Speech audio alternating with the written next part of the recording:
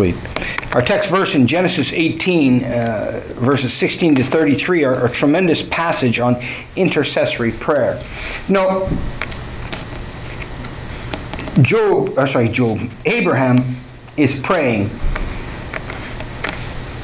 Who is he praying for? Or what? He's interceding with God. For Lot's family. Lot's family. He's pleading for Sodom, but really he's pleading for Lot's family. Now, Lot and his family, I should say. Now, let me ask you a question. What kind of man was Lot that the Bible tells us? He was righteous, but he vexed his. Yeah. He was a just and righteous man. Lot undoubtedly was praying for Sodom as well. Did you ever think about that?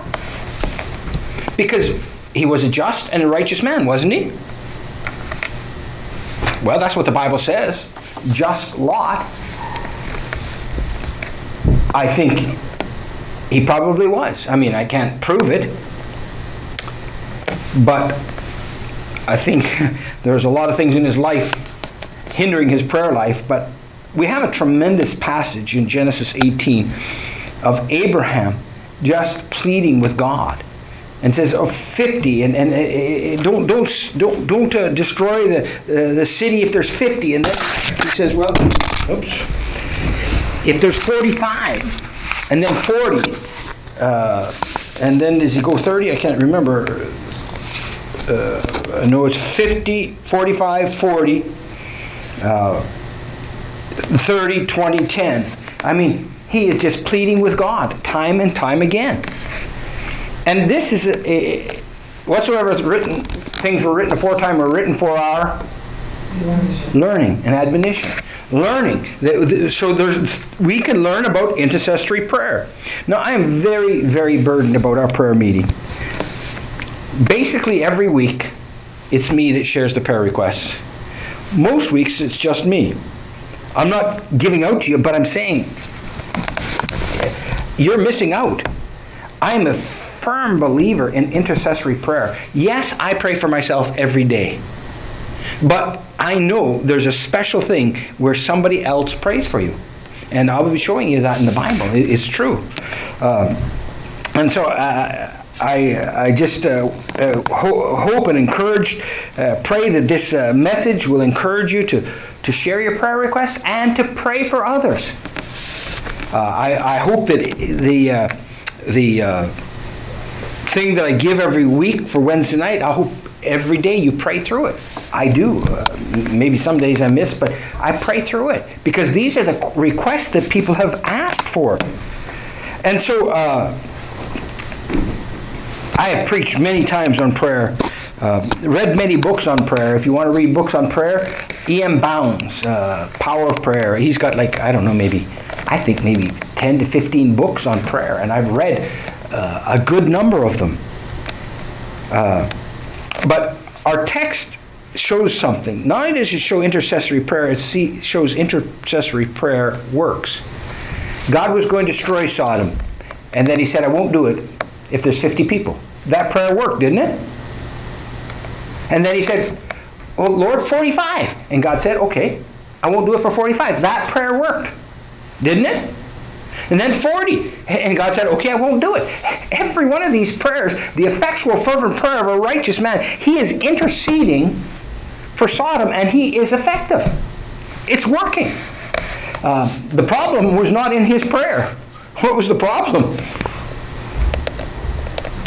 Lot and Sodom. There was no righteous people there. Well, I shouldn't say no righteous, but there wasn't 10 righteous people.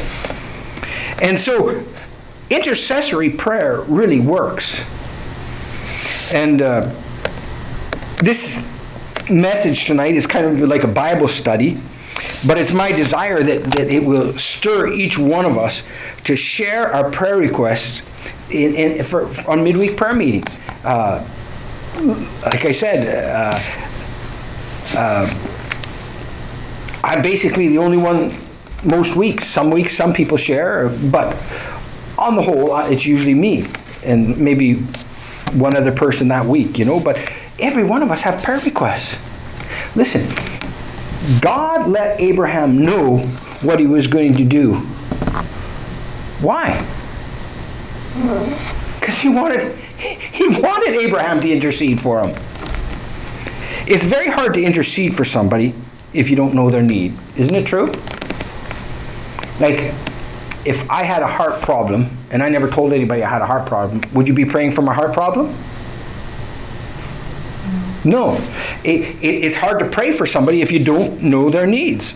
And there is something special that when we have others praying for us, and we'll see that. And I am a firm believer in prayer. I pray, I don't know, more than an hour every day anyways. I don't know how much time I pray, and I'm not trying to say time matters, but I pray for everybody in the church daily. I pray for every missionary daily. I pray for my family. I pray. And I'm going to be asking people in the church that they'll spend 1 hour a week praying for our upcoming evangelistic service, and maybe hoping that we can do a prayer meeting on Saturdays or something. But prayer means so much. Now, Abraham is a great example. We have it in Genesis 18, but look at Genesis 20.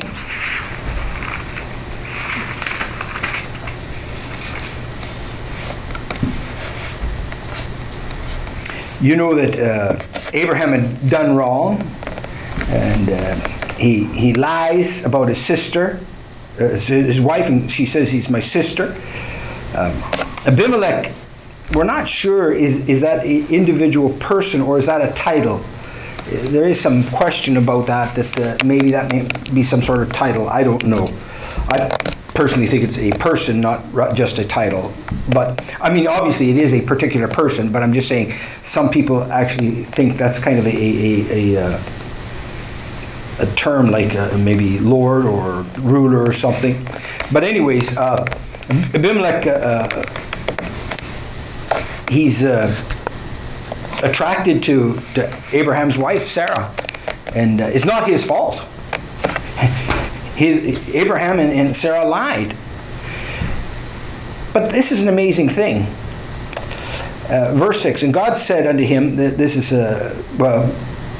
I'll start in verse 3. But God came to Abimelech in a dream by night and said, behold, thou art but a dead man, for the woman which thou hast taken, for she is a man's wife.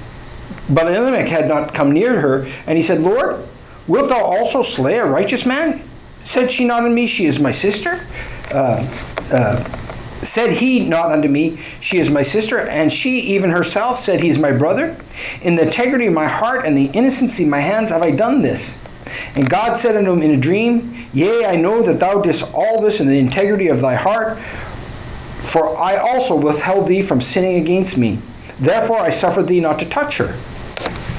So, let me ask you a question. Who is the righteous person in this incident?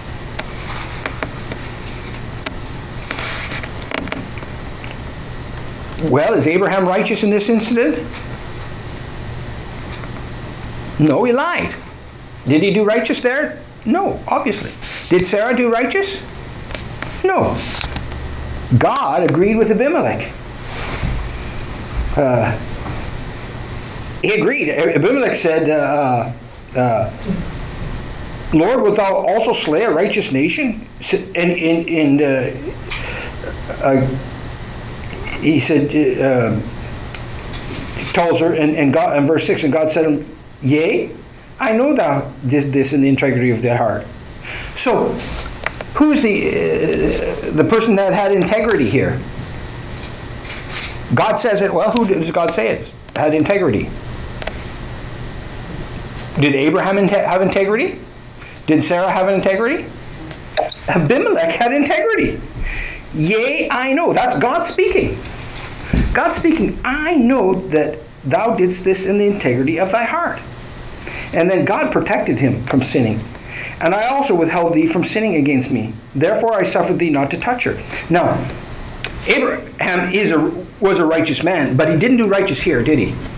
And neither did Sarah's. They were great people of faith, but in this thing, they didn't do righteous. And they didn't show integrity, but Abimelech did. But look at this, verse 7. Now therefore restore the man his wife, for he is a prophet, and he shall pray for thee, and thou shalt live. And if thou restore her not, know that thou shalt surely die, and all that are thine. Therefore Abimelech rose early in the morning, and he called his servants and told all these things in their ears, and the men were sore afraid. Then Abimelech called Abraham and said to him, What hast thou done unto us? What have I offended thee, that thou hast brought upon me and my kingdom a great sin? Thou hast done these deeds to me that ought not to be done. Abimelech knows what's righteous and what's unrighteous, doesn't he? Nobody should do this. He is offended at the sin of Abraham, isn't he? He says, What hast thou done, and what have I offended thee, that thou hast brought on me and on my kingdom a great sin? It would have been wicked for him to commit adultery. And yet Abraham lied about his wife, Sarah lied about herself, and it was obvious to both Abraham and Sarah that he was attracted to her. But Abraham makes an excuse. And Abimelech, verse 10, Abimelech said unto Abraham, What sawest thou that thou hast done this thing? And Abraham said, Because I thought, surely the fear of God is not this place. They will slay me for my wife's sake. Yet indeed she is my sister. She is the daughter of my father, but not the daughter of my mother, and she became my wife.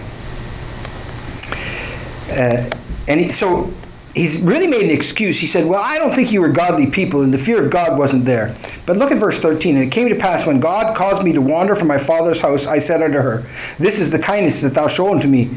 At every place wherein whither we come, say of me, He is my brother.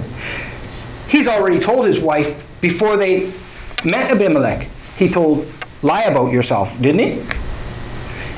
So he is making an excuse, saying, well, I didn't think you were godly people. But that's a lie. Because he had already told her, wherever we go, you lie and I'll lie. Right? This is not a good chapter in Abraham's life by any means. Verse 14, And Abimelech took sheep and oxen and maiden servant and women servants and gave them unto Abraham, and he restored Sarah his wife. Why did he give so much to Abraham?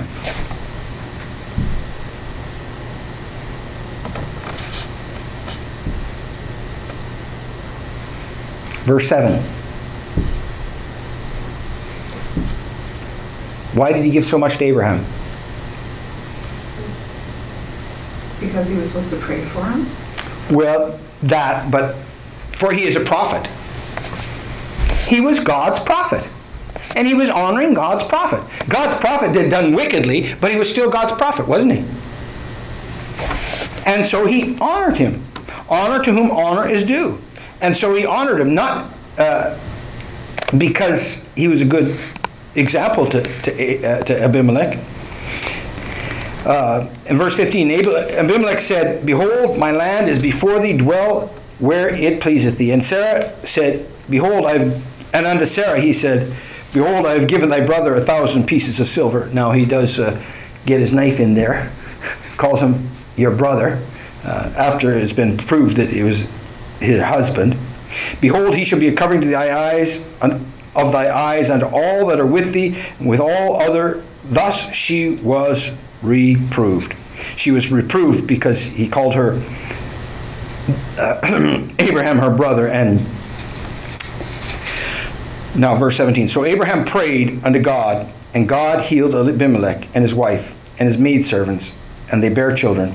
For the Lord had fast closed all the wombs of the house of Abimelech because of Sarah, Abraham's wife.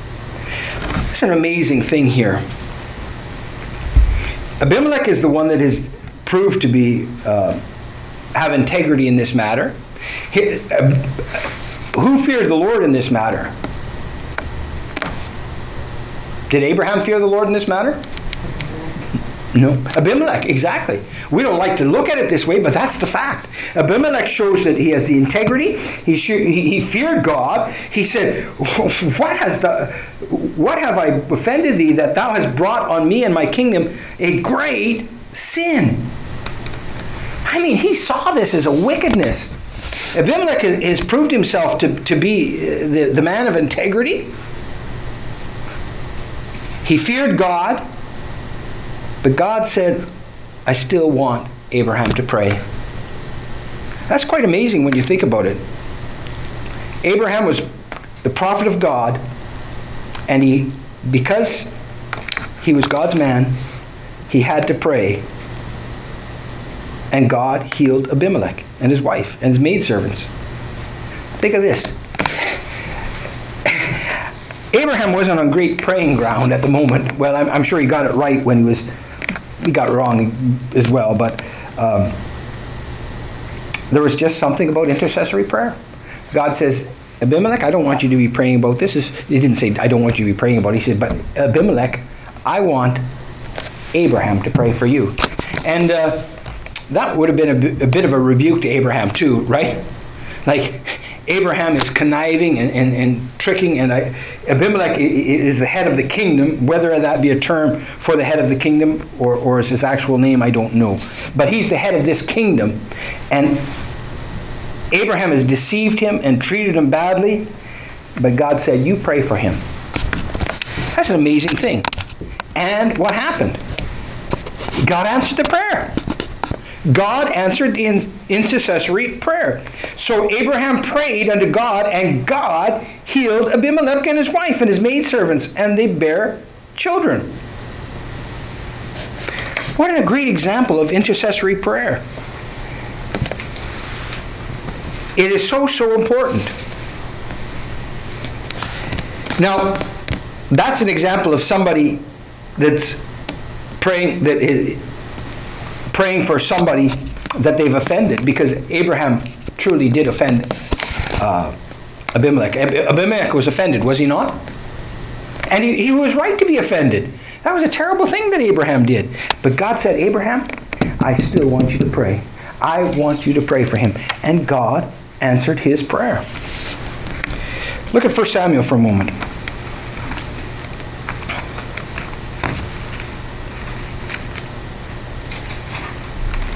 Now this is the opposite case.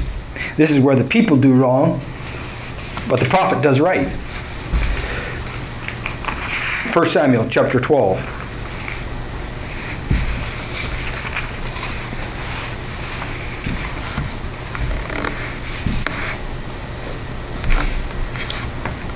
The people wanted a king.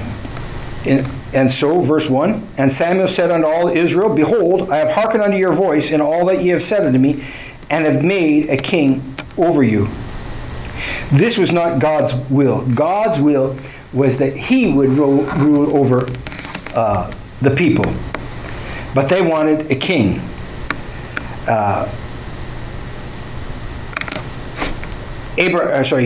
Samuel hadn't done wrong.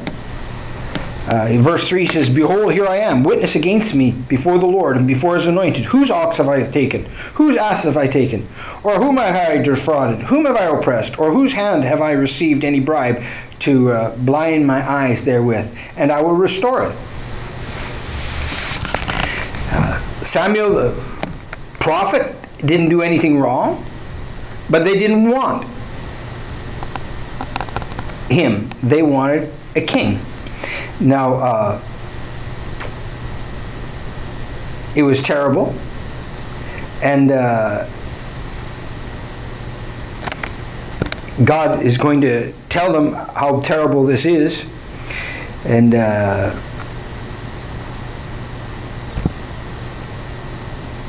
he says in verse 13, now behold, the king whom ye have chosen, whom ye have desired, and behold, the Lord hath set a king over you. And they wanted a king rather than God. It's really, that's what it came down to. And now, something kind of scary. And so Samuel, verse 18, so Samuel called on the Lord, and the Lord sent a thunder and rain,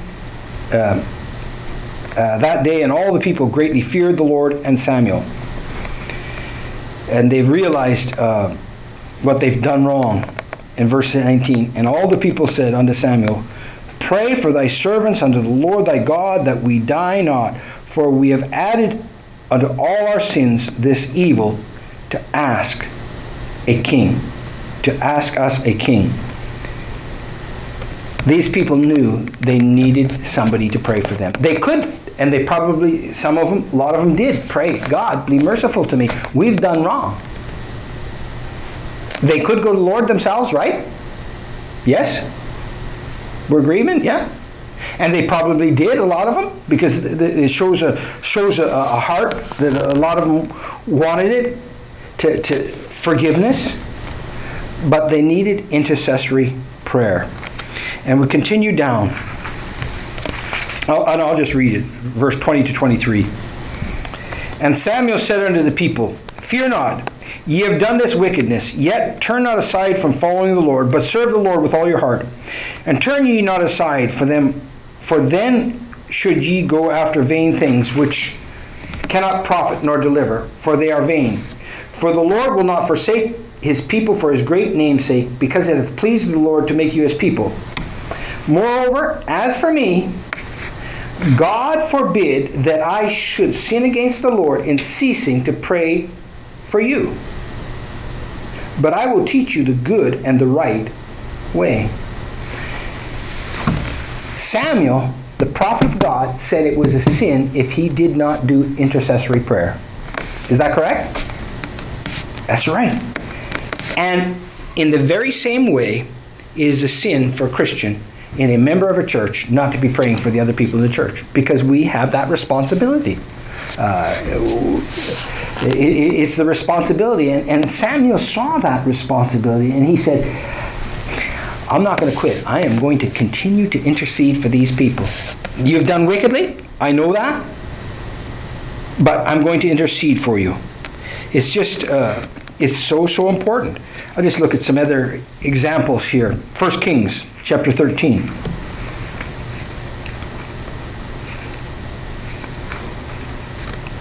You can go, and I'm just looking at a few examples, but you can go through the whole Old Testament, New Testament, and you'll find intercessory prayer. There's something special about somebody praying for me. And there's something special when I pray for you.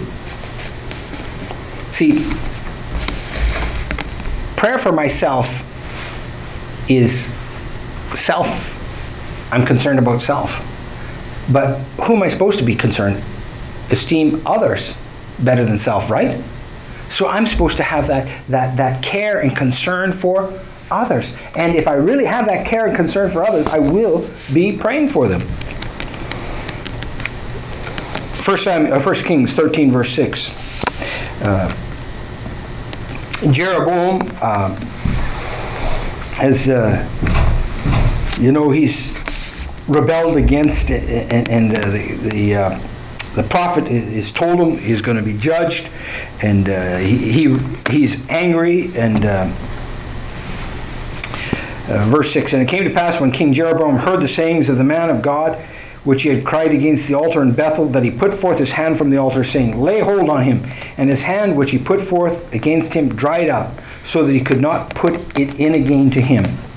The altar also was rent, and the ashes poured out from the altar, according to the sign which the man of God had given by the word of the Lord.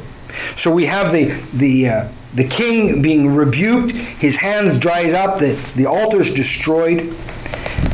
What happens in verse 6? And the king answered and said unto the man of God, entreat now the face of the Lord thy God, and pray for me that my hand be restored me again. And the man of God besought the Lord, and the king's hand was restored him again, and became as it was before. Wow, that's an amazing thing when you think about this. That king deserved the judgment of God.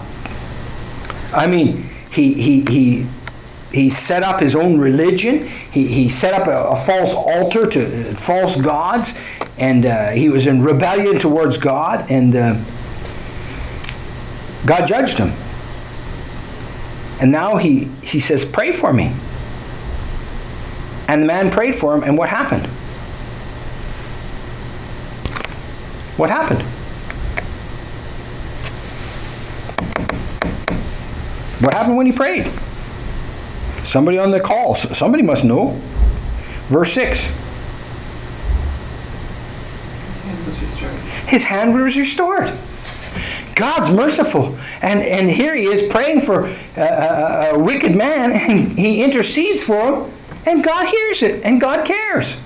Isn't that amazing? It's just amazing that God wants us to be praying, and I'll talk about that next week. We're to pray for those that despise us and treat us wrong. What about Job? Job had to pray for his friends. Look at Job 42.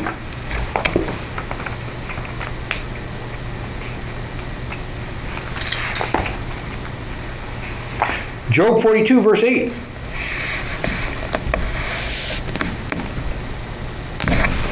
God speaking, you know, the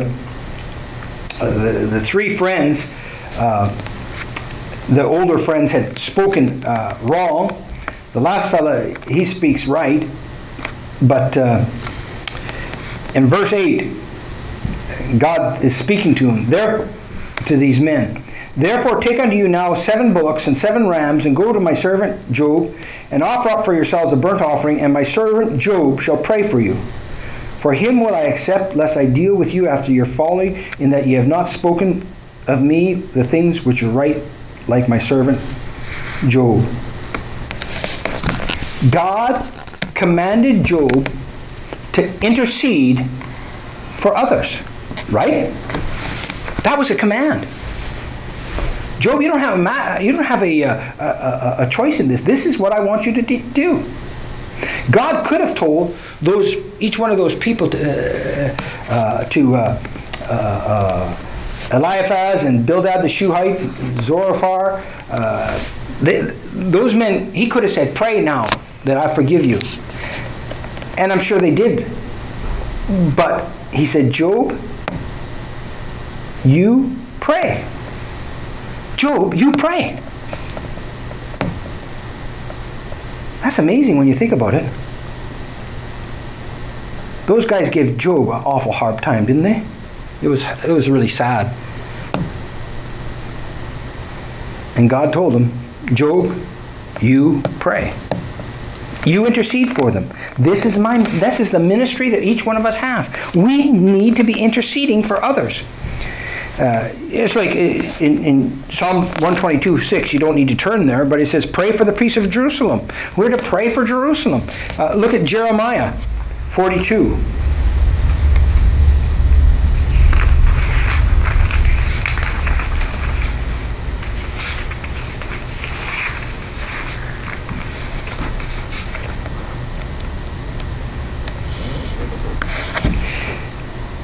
Verse 1, and all the captains of the forces, and Jehonahan, the son of Kerah, and Jesaniah, the son of Hoshea, and all the people from the least even to the greatest came near, and said unto Jeremiah the prophet, let, we beseech thee, our supplication be accepted before thee, and pray for us unto the Lord thy God, even for all this remnant, for we are but a few of many, as thine eyes do behold us.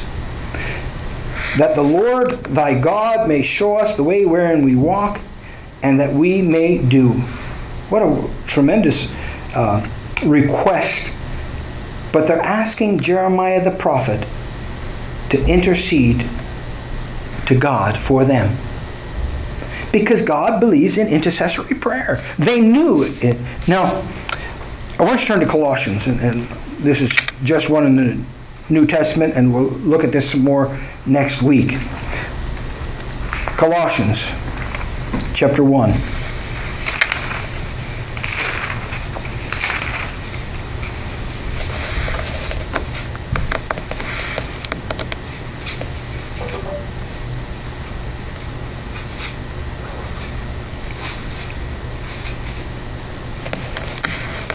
So Paul is speaking to the saints and faithful brethren in verse 2, which are Colossae.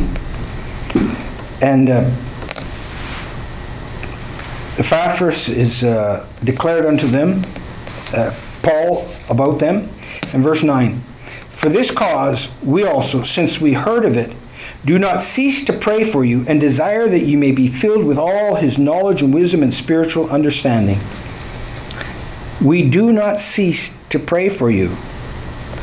Paul was an intercessor prayer warrior. He prayed.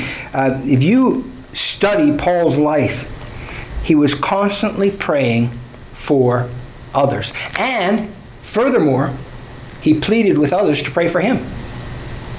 And I'm going to look at this next week, but I want you to see this just to understand intercessory prayer works. Look at Philemon.